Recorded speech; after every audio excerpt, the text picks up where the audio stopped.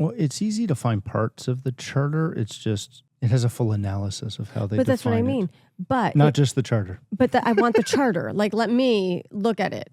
But here, look. We the people. Constitution of the United States of America. We the...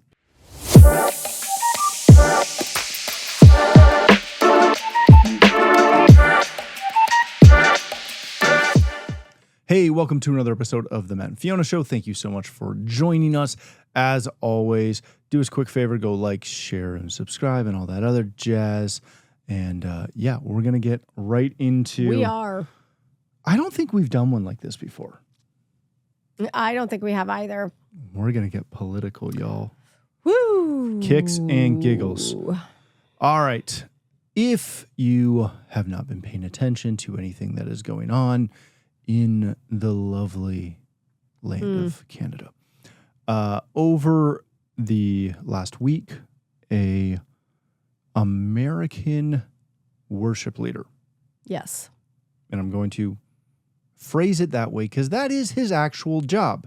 That is what he does. Yes. By the name of Sean Foyt, came to Eastern Canada on his first leg of the tour. Yeah, I think a 6-night, essentially like worship concert series thing. Worship nights. Yes. Yes. I'm trying to be as specific as possible. Okay. He does call them concerts. But when you're singing praise and worship songs, that's not the same as like...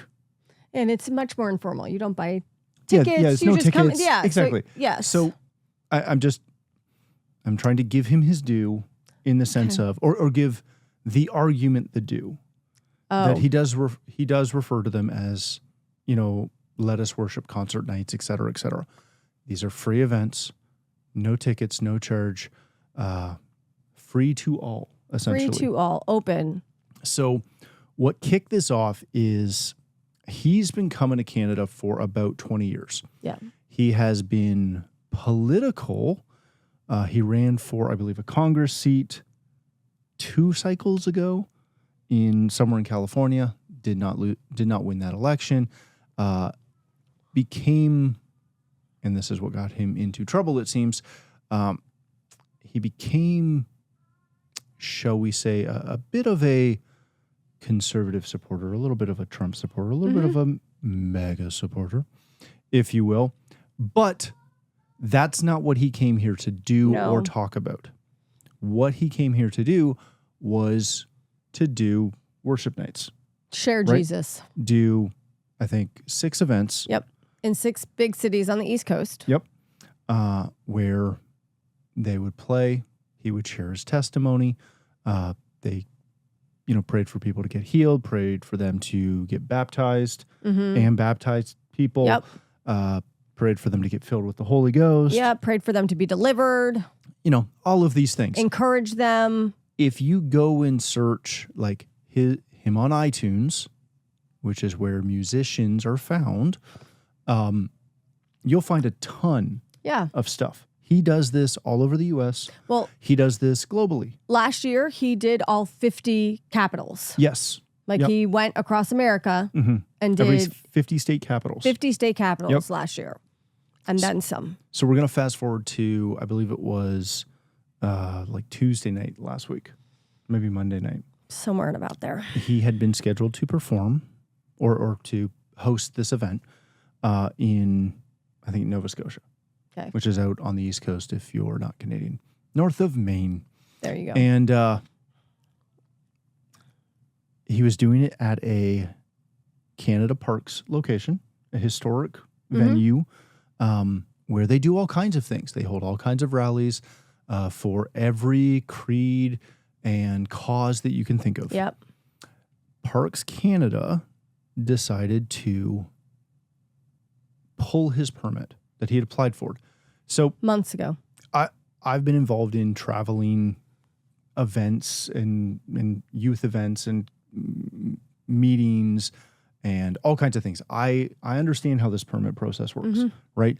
If you're going to do it in a public space where a permit is required, which is most public spaces, you do have to, with the city or whoever manages that location, there's typically going to be some sort of bylaw or something where you have to have a permit to gather for a large gathering. You fill out documentation, you submit it, it gets approved. In public space. Yes. Is what we're going to preface this with. Yes. So there was some backlash that started to pop up online by a variety of people, and they were very upset that he was coming to Canada. We don't know who these people are. I don't care who these people are. Then our local and national news got wind of it and started to, and I'm just going to call it what it was, fan those flames. Yes. And you can fact check me on this all you want. Go check CBC, CTV, Global News, literally any of our major news orgs up here. If you can find them on Facebook and they're not censored, go search for them and go search for his name, and you will find things like MAGA preacher. Yeah. MAGA supporter. Right. Holds rallies, which is not at all what he was doing, nor what his website was saying he was doing. Nope. Everything, again, nor how it was promoted, was let us worship nights. Yes. Now, there is a bit of a controversy over the start of the Let Us Worship Nights, because he started that during COVID, right? In the lovely state of California, where he is from, where they restricted church gatherings and the like, and he took issue with that as protected under their constitution and challenged his local government that they cannot stop him from having a church service. And he won that multiple times. Right. In multiple venues. Again, that's just a little asterisk for you. So there may have been some holdover of that going forward. All of that to say, he had some venues canceled or pulled by Parks Canada because they cited safety concerns, which again is an interesting use of language, but a great excuse. Well, it could be valid, right? But I'm saying they didn't. That's a very interesting justification for pulling a permit. They already issued the permit and gave full provision for this. Yeah. And he's done this before. Oh yeah. Again, and he's been doing this for 20 years. And he's never so had an issue. Once that first one got pulled, they continued to. There was a domino effect. Yeah, they just started pulling the rest. Yep. And this kind of culminated on Saturday night in Montreal. Yeah. Where, well, actually, just before I get to that, put a pin in that, back this up for a second. After the first venue was pulled, they were frantically looking to find, and I follow Sean. I think he's a great guy. I've never met him. I don't have any personal experience with him, but I like what he's about. He shares Jesus a lot and is unashamed to do so. And is very bold about it. Yeah. Like, do I align with him on politics? A little bit. But I don't care about his politics. But right now we're not even talking politics, no, we're not. Really. We're literally just talking about religious freedom in the country of Canada. After that first permit was pulled, they frantically tried to find a spot. A farmer opened up their farm, which is private property. Private, yep. And the local city authorities tried to cancel that and limit that. Again, a gathering on private property, which is totally allowed. It's adorable. But anyways, all of that to say that continued to happen for the next couple nights, culminating and kind of coming to a head on Saturday night when he was scheduled to perform in Montreal. They had originally had an outdoor venue. Yep. Because he likes to do these outdoors. Permitted, scheduled, all of these things. They pulled it, said it didn't align with their values. Again, you can find this quote from the mayor of Montreal stating that his event does not align with the values of Montreal. A Canadian city. Again, I am going to hammer this point this entire show. So if you don't like this, turn it off, go listen to something else. I don't care. There was not a single comment about Donald Trump. There was nothing scheduled or planned to talk about politics. No. This was, him up there singing "Open the Eyes of My Heart, Lord." Yes. Which I heard on Sunday night on the live stream, and I love that song. So it stuck with me. Right? Like, he's singing worship songs. Yeah. Christian worship songs and having an altar call. And that does not align with the values of Montreal. Again, I'm not trying to pick on Montreal. I love skiing just north of there. What I'm saying is, this is very interesting. Okay? So he's doing this. It gets pulled. They find a church in Montreal that is willing to open their doors to them. They go to set up to do this. A bunch of protesters show up outside. More power to you. You are allowed to do that. And they subsequently try to shut them down out of that church, stating, and it was a CBC reporter who stated this again, there's tons of footage of this, stating you did not have the proper permits to hold a quote-unquote concert in a church in Montreal, which Sean politely responded with, you don't need a permit to have a worship service in a church in Canada. You might want to brush up on your church's charter of rights and freedoms, which for you I brought. So specifically, Section 2A, the freedom of religion. Everyone, as I found the right part specifically, everyone has the following fundamental freedoms: the freedom of conscience and the freedom of religion. It is also under Section 176 of the Criminal Code of Canada, which breaks down that you cannot obstruct clergy or disturb a religious worship or meeting. Yeah. Yeah. Very interesting. So all that to say, he goes on. They had again, there's footage out there. You can go find it. They had a bunch of cops come in and try to get answers out of whether they could actually hold this event in the church, all while there's protesting outside. Again, no problem. Go for it. And then somebody had come in and threw smoke bombs at Sean and ran out the door, and somehow all the police that were there and the news crews and everything else didn't seem to catch video of this act or the perpetrator who did it. But that's beside the point. I don't want to dwell on that. So move it to Sunday night. He was scheduled to perform in Vaughan. They pulled that permit. He found a church near the airport that opened their doors. Again, counter-protesters, a bunch of cops trying to keep everybody at bay. And they had a great event and a great night and lots of fun. Because I don't want to just rehash this event. Right. But I want to weave a little bit of a cautionary tale. Because this all happened. We watched this here. Again, I follow Sean, so I knew it was happening. Right. I had initially looked at going to his Sunday night event. And because it was in Vaughan, I wasn't driving that far.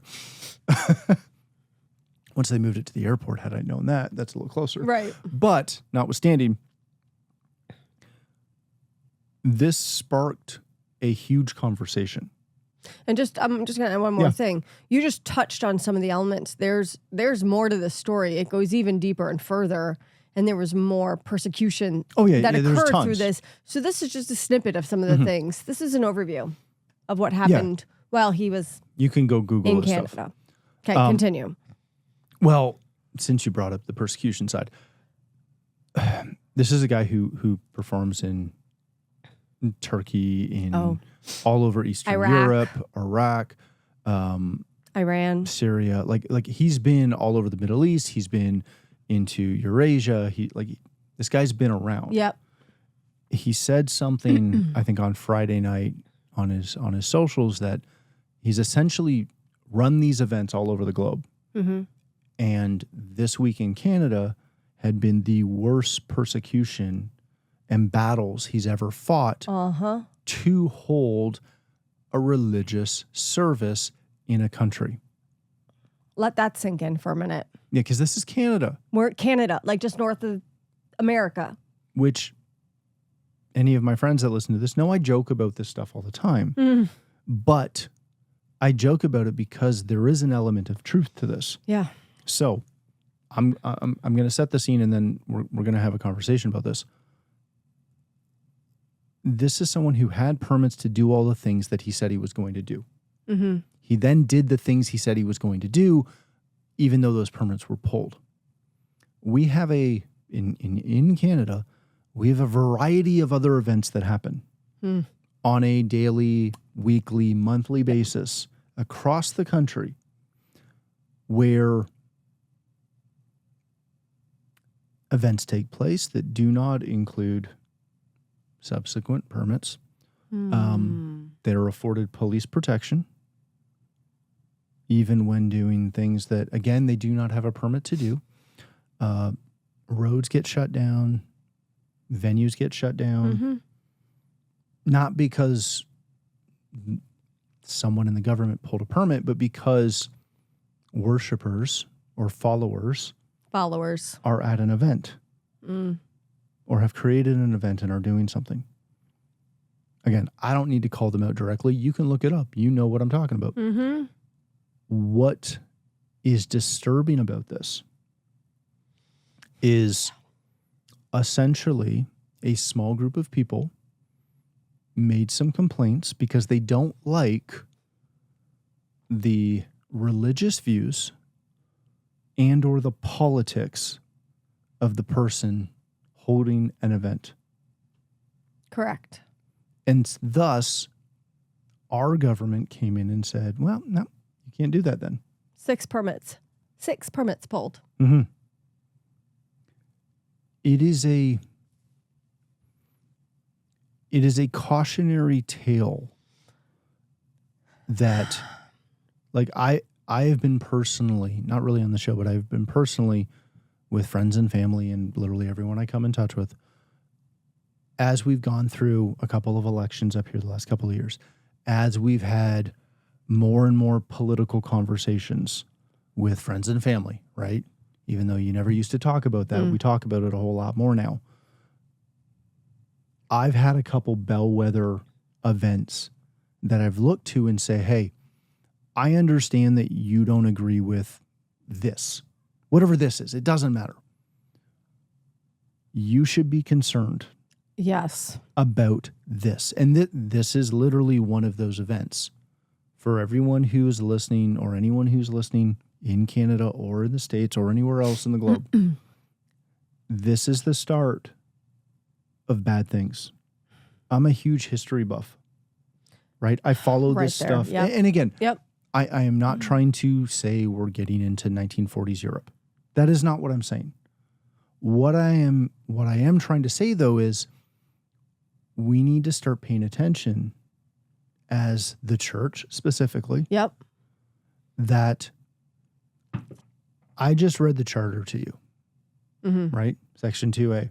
I read the section of the criminal code. Mm-hmm. We've experienced things and events at our church that are violations of both of those. Yeah. Years ago. And in conversations with the police, they put their hands up and say, okay. It's like, whoa. No. I want to charge that individual.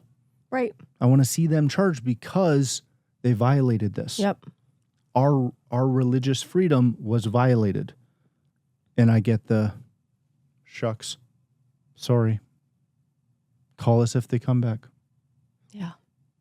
And again, this is not like That's not what we're trying to do. That is not the point of this. The point we're trying to get across is this was a scary week for religious freedoms in Canada. Because as a Christian, Jesus believer. Yep. Because an acquaintance of ours posted something this morning. And just like I don't understand. I don't know who this person is, but I hear there's a brouhaha and and then quoted some verse that essentially said, well, if he's not welcome, he should go home. And while I don't disagree with that verse, it was misapplied. Completely. But this acquaintance of mine is a very loud, religious acquaintance of mine. They make a ton of noise online about a variety of religious issues. Yes. And their take on this was, well, if you're not welcome, you should go home. Which is such a Canadian thing to stink and say. Oh my gosh, no kidding. But what it really comes down to is you just watched a believer. Yes. Essentially get kicked out. For being bold in his faith for Jesus Christ. For having faith, it seems. Yeah. Right. And again, you can tap dance around this one as much as you want. The end of the day, his political beliefs don't matter. Yep. I'm biting my tongue for his religious beliefs were the ones that were attacked and used as the justification for that being removed. So you just said, you can tiptoe around this as much as you want. I said tap dance, actually. Tap dance, same thing. You know what I meant? No. Okay, anyway, tap dance? Tap dance. So here's my issue with it is tap dance, tiptoe, whatever it is. We need to stop doing it. 100%. Because so many people are tiptoeing. Mm-hmm. Is that another one? Okay. Sorry. Tiptoeing around these situations, around these stories. They're tiptoeing around these scenarios. But in fact, what they're tiptoeing around could potentially determine what lies ahead of them. Yeah. And if we are not careful and we are not aware and we are not bold and we don't stand up for our rights before it's too late, we won't have any more. Yeah. And, that analogy of the frog in water, right? Where you put the frog in tepid water and you slowly heat it. And the water just keeps getting warmer and warmer and warmer with the frog in it. And the frog, all of a sudden, it's too hot and the frog's dead. Yeah. Doesn't even recognize what happened to him because it's so gradual and it's so gradual and it's so gradual. And then the death is immediate. Yep. Right? And it's where we're at. It's where we're at. And if we don't take the opportunity to wake up and see kind of what's in front of us, we can't make light of what just happened. And so many people, what's going to happen is this week will have gone past and there's going to be a bunch of people who might be infuriated with what happened, but then something else is going to happen next week. Yeah. They're going to move on from it. And all of a sudden, this is going to be the past and they're not going to, the fight isn't going to continue. Mm-hmm. And we are kind of at a crossroads. Again, it is an issue of we're too laissez-faire with our faith. Yep. Right? And I watch just my feet alone, right? At least half of my friends, are Christian. Right? Right. At least. Mm-hmm. I saw 2 people positively comment on any of his stuff. That are friends of mine. Wow. That's it. Right. Now, again, maybe they didn't see it. Maybe, I'm aware of all that. But we are so wimpy. We do not want to stand up and say, hey, again, I'm going to pick on the acquaintance of mine. She's not in that denomination per se. Right. But she didn't see that and go, that is wrong. Right. Her post was, well, if they don't like you, maybe you should just go. They should Maybe leave. You should just go home. It'll be okay. Whereas the proper response was, I'm so sorry this happened to you in my country. My country is better than this. You have protected rights in our country here. Yeah. Right? Put all the other junk aside. Yeah. I thought that the church as a whole would have seen this and gone, no, not in our country. You're not shutting down a brother in Christ over this. Right. Because you don't like him. Right. Right? Right. And what hurts me is I bet most of them would defend other faiths. You're not wrong. And again, like most people who are listening to this are probably Christian, especially if you got this far. But like I have a lot of friends or people I know who are not Christian. They may be of other faiths or they may be of something else, whatever. Right. But when this comes up, don't think that I'm not going to hammer this home in the everyone needs to be afraid of this. Because all they proved was that charter 2A, and my gosh, what a boring 2A. I like the other one so much more. Fair enough. That's fine. It's fine. Little side note. Inside joke for a couple of you. But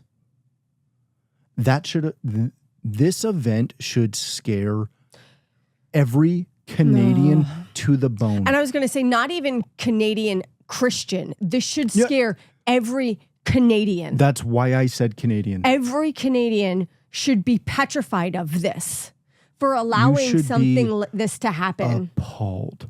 This is a wake-up call. And my biggest fear is that everybody is going to be so laissez-faire about this that nothing will be done about it. Stop being nice.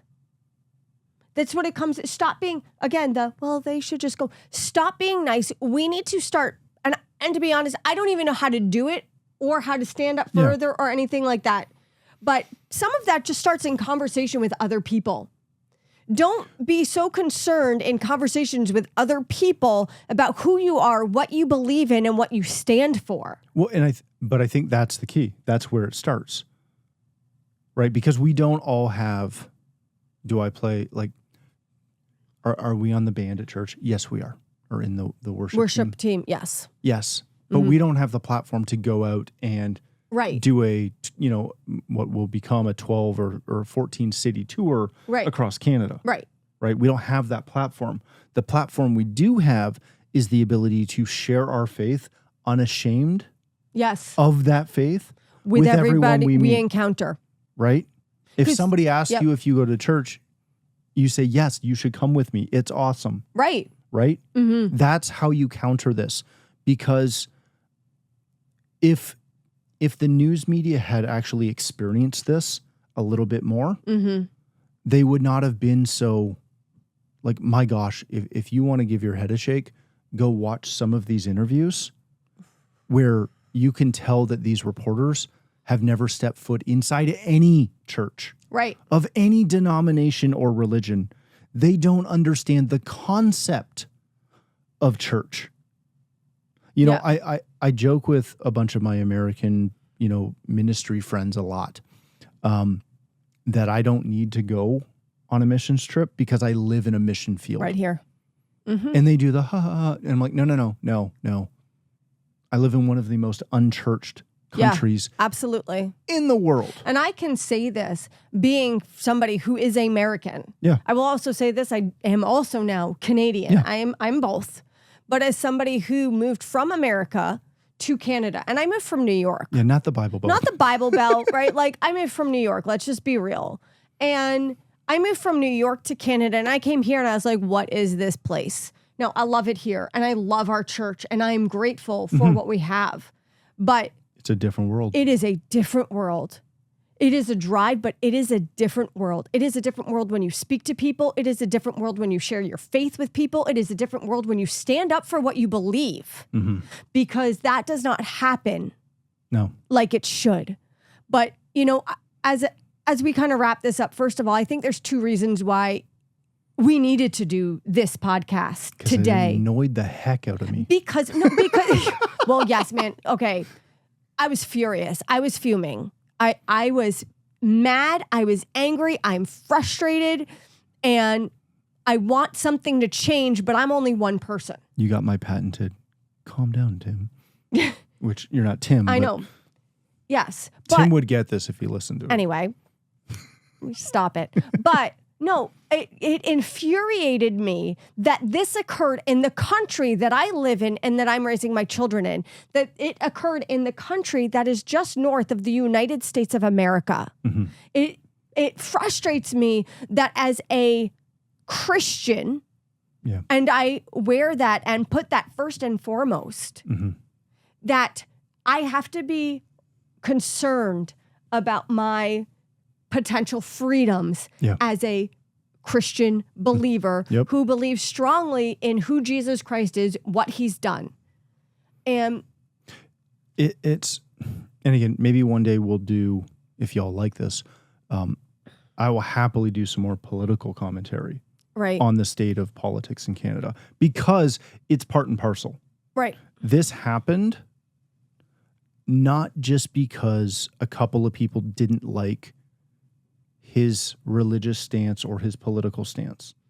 This happened and was predicated on years of moving that needle a little further away. I'm going to I'll start this just so people are aware real quick, and then we'll round this up. When I first moved to Canada 19 years ago, and I went to university here. Mm-hmm. All right, so this is 19 years ago.